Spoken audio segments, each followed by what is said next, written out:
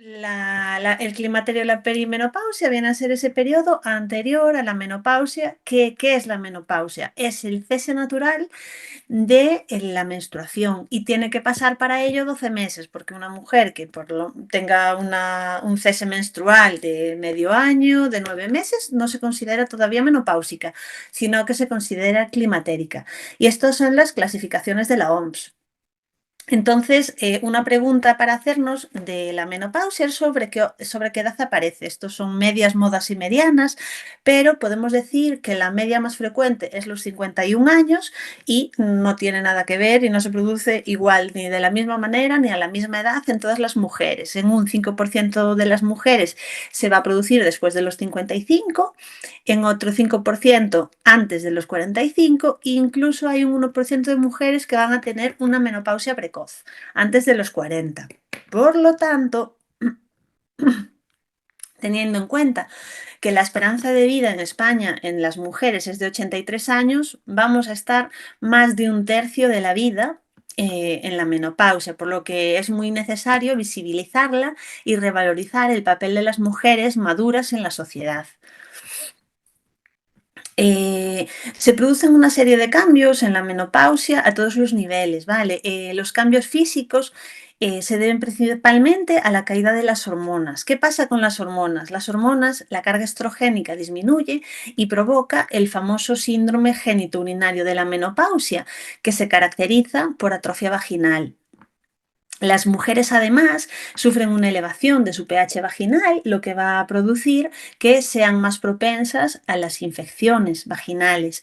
Además, también se produce sequedad vaginal, que es muy característico en las mujeres y provoca grandes molestias, y el tamaño de la cavidad vaginal disminuye porque disminuye también su elasticidad. Y estas paredes se vuelven más finas, más sensibles y menos elásticas.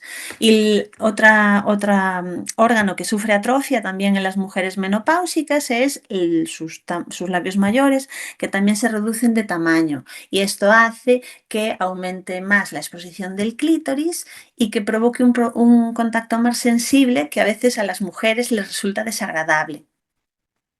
También se describen otro tipo de cambios en la respuesta sexual según en la fase de la respuesta sexual que estemos. En la fase de excitación ya no va a haber tanto aumento de senos, aunque persiste la sensibilidad de las mamas a la estimulación. Disminuye también su vasodilatación y el rubor sexual tiene menos intensidad y frecuencia. Ese tono muscular y la actividad secretora de las glándulas de Bartolino también va a disminuir, por lo que habrá menos lubricación. En la fase de meseta, el clítoris no tiene muchos cambios o son menores y la vagina también pierde la elasticidad, como decíamos antes, y disminuye la expansión del órgano durante la cópula, por lo que se produce una disminución de la lubricación vaginal y también una disminución de la plataforma orgásmica. Y tampoco hay esa elevación del útero que hay en la edad fértil. En cuanto a la fase orgásmica, muchas veces se produce también un decrecimiento de la tensión muscular y una menor intensidad en el orgasmo. Y es importante aclarar eso, que no siempre es tan intenso como en etapas anteriores este orgasmo. Eh, Aparte de hablar de la fisiología y de los cambios, me parece muy importante también resaltar lo que son los estereotipos, en este caso de género, asociados a la vejez y los mitos que tenemos que rodean a la menopausia. Así que vamos a definir lo que es un estereotipo, que proviene del griego estéreo, sólido, y tipos, impresión o mole, que es una idea exagerada con pocos detalles que se tiene de una persona o de un grupo social que comparten características. Y en este caso, con respecto a la menopausia, uno de los estereotipos más abundantes que tenemos es que el gen que se relaciona con el envejecimiento y la pérdida de la sexualidad. Y tienen una fuerte carga negativa en nuestra sociedad por el hecho de hacerse mayor y el edadismo y el culto a la belleza que tenemos en nuestra sociedad. En cuanto a los mitos, que provienen del griego, historia o cuento, es como una historia imaginaria que altera las verdaderas cualidades de una persona o cosa y le da más valor a lo que tienen en realidad. Por lo tanto, en un estudio que, o sea, son muchos los mitos que hay en la sexualidad y no menos los mitos que hay en la sexualidad en la menopausia. Hay un estudio muy interesante que se hizo a raíz de un TFG, de un fin de máster, que analizaba todos los mitos, los estudios que había en 20 años atrás. Y con ellos estos mitos eran que con la edad disminuye el deseo sexual, que las mujeres tras la menopausia son asexuales, que las mujeres son menos atractivas, que se pierde el placer, que el sexo es solo para procrear y el síndrome del nido vacío. De hecho, el otro día escuchaba una entrevista que incluso refería el nido vacío de cuidador y luego el nido vacío, pues el característico que es por los hijos. Y nada, ahí voy a desglosar algunos de los mitos que me parece que están muy arraigados, que son como que la menopausia es el fin de la vida sexual. Como hablamos anteriormente, se acaba la menstruación y hay cambios en todas las fases de la respuesta sexual. Sin embargo, no es el fin para la capacidad de desear, de sentir bienestar, de excitarse, de tener fantasías, de disfrutar de la intimidad y la complicidad, de sentir orgasmos, que como hemos dicho van a ser posiblemente menos intensos, tanto placer como satisfacción sexual. Luego otro clásico que hay es que a los 50 viene la menopausia y como vimos hay una media de que va a ser a los 51, pero puede ser tanto antes como más tarde. Y serían procesos todos normales. Luego, otra de las cosas que se habla es de los sofocos, que son producidos también por estos cambios hormonales, que es que la mujer empieza con sudores repentinos, mayoritariamente con característica nocturna, pero aparte de eso, pues como hablamos, tenemos otros síntomas y hay mujeres que describen no haber tenido sofocos, es decir, puede pasarnos un poco de todo, como en el resto de las fases de la mujer. Otro mito es el aumento de peso. También sabemos que, bueno, con el paso de los años, la carga calórica que tienen las mujeres, o sea, el gasto calórico es menor, pero no tiene que ser inevitable lo de aumentar de peso. Y luego también se habla mucho de que, bueno, la incontinencia es lo normal de la edad. No, no es lo normal de la edad, ni es lo normal después de los partos o de ningún periodo. Entonces, bueno, otro de los mitos que como educadores sexuales tendríamos que desterrar es que la incontinencia tiene tratamiento y se debería de tratar y poner en manos de un profesional.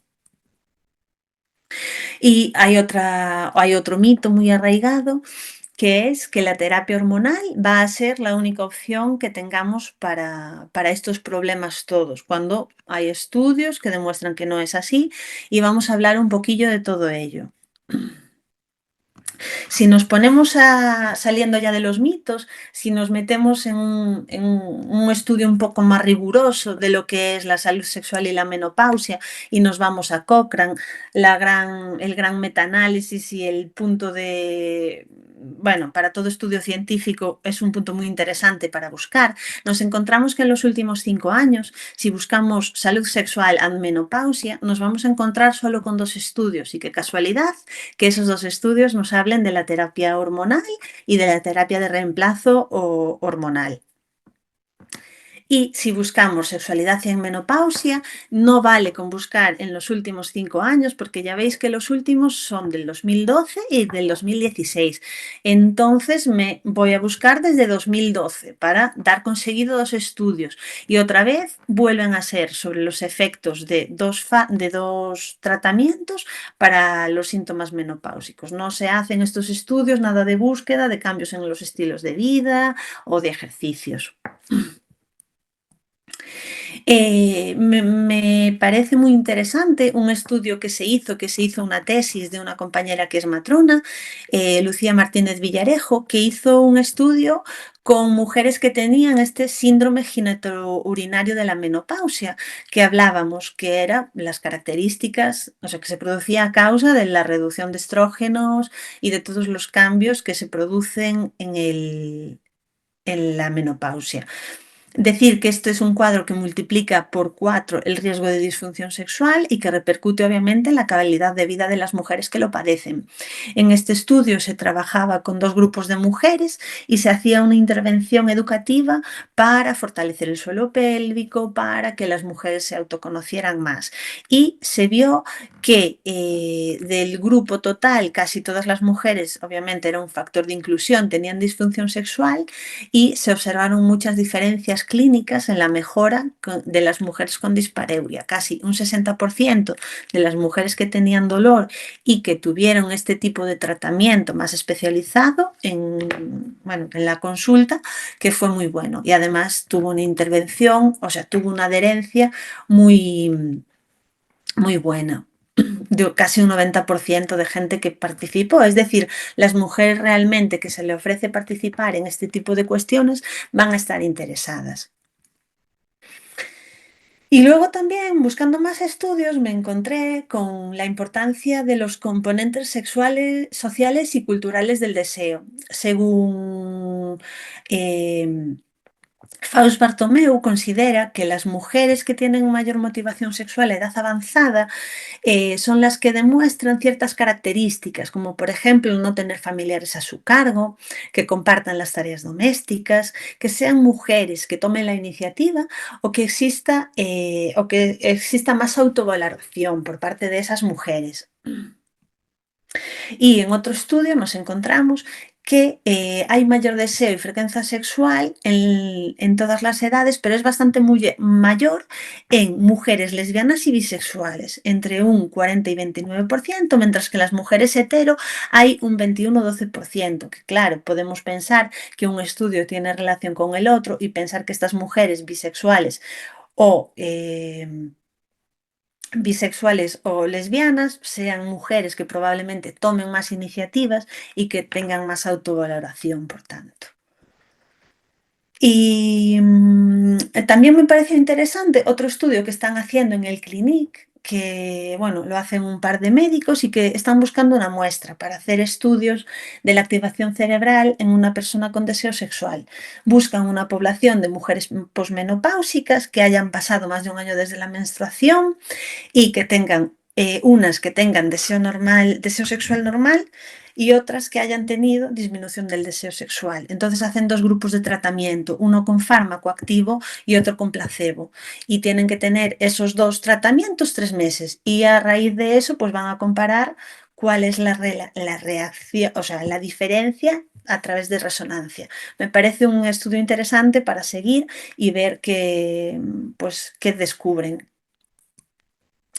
Y bueno, luego también me parece importante que estar formados como profesionales en salud sexual, en los cuidados de climaterios y en la menopausia. Y hacer unos cuidados que van a ser buenos para nuestra flora vaginal y para todo nuestro cuerpo, como es mantener una higiene corporal adecuada, tener una dieta sana, evitar en lo posible el alcohol y el tabaco, practicar actividad física adaptada a las necesidades personales con dieta variada y equilibrada, y, eh, y tanto la excitación como continuar manteniendo relaciones sexuales o como el uso de juguetes sexuales ayudan a mantener el flujo de sangre en los genitales y ayuda, por tanto, a la oxigenación de los tejidos y a su elasticidad. Es decir, se sabe que las mujeres que no dejan la actividad sexual van a tener luego una mejor sexualidad. Otra de las cosas que muchas veces nos cuentan las mujeres en consulta cuando vienen es lo de las duchas vaginales, o bien porque tengan ya incontinencia urinaria, o bien porque se sientan más limpias, y debemos desbotar totalmente eso, ¿vale? Porque la microbiota que habíamos dicho que cambia porque desaparecen los Döderlein y porque baja el pH, todavía va a aumentar más el riesgo a que si ya tenemos poca flora, aún nos lo vamos a cargar más, ¿vale? Y para evitar la sudoración y la transpiración genital, lo que se recomienda es no utilizar tejidos sintéticos, sino usar ropa interior de algodón. Y si esa ropa, pues vemos que por lo que sea, pues sudas o tal, cambiarnos de bragas, pero no hacer duchas vaginales. Y la ropa ajustada tampoco nos va a ayudar. Obviamente, también en todas las etapas de la mujer, si tomamos tratamiento antibiótico, siempre se recomienda tomar probióticos porque muchas veces nos van a esa flora de la que estamos hablando. Y obviamente tener las enfermedades crónicas controladas va a ser positivo para alteraciones vaginales y sexuales. Y bueno, aunque no tengamos el riesgo fértil ya de quedarnos embarazadas, sí que pues van a producir, se van a transmitir las infecciones de transmisión sexual. Por eso es importante, si las mujeres cambian de pareja, hacer hincapié en el uso del preservativo. Y para aliviar el picor, el cozor y el dolor en las relaciones sexuales, se debe recomendar a las mujeres que hagan un uso diario de hidratantes especiales vaginales y si van a tener relaciones sexuales con penetración, utilizar lubricantes. En cuanto a los lubricantes e hidratantes, se venden sin receta si no tienen estrógenos. Si tienen estrógenos hay que comprarlos con receta. Y eso, son parecidos pero no son lo mismo. Y también hay que explicarle a las mujeres que si quieren utilizar lubricantes vaginales, que tienen que ser compatibles con los métodos de barrera, los que sean de base acuosa. Y se deben evitar pues, productos caseros y cosas con perfumes o con clorexidina, salvo que tengan una indicación clínica.